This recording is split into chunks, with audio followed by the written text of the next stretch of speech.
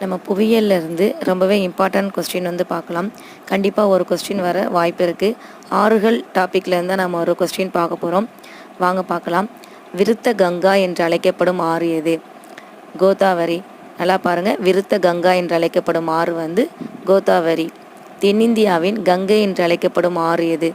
தென்னிந்தியாவின் கங்கை என்று அழைக்கப்படும் ஆறு வந்து காவேரி. தீபகற்ப இந்தியாவில் பாயும் மிக நீளமான ஆறு பாருங்கள், தீபகற்ப இந்தியாவில் பாயும் மிக நீளமான ஆறு வந்து கோதாவரி. அதனுடைய நீளம் வந்து 1465 கிலோமீட்டர். நெக்ஸ்ட் கொஸ்டின் பாருங்கள்.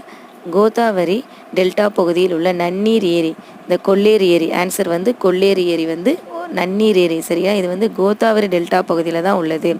ஓகேவா? இந்த கொஸ்டின்ஸில் கண்டிப்பாக ஒரு கொஸ்டின் வர வாய்ப்பு இருக்குது. ஸோ நோட் பண்ணிக்கோங்க. நம்ம சேனலை சப்ஸ்கிரைப் பண்ணாதவங்க வந்து சப்ஸ்கிரைப் பண்ணுங்கள். தேங்க்யூ.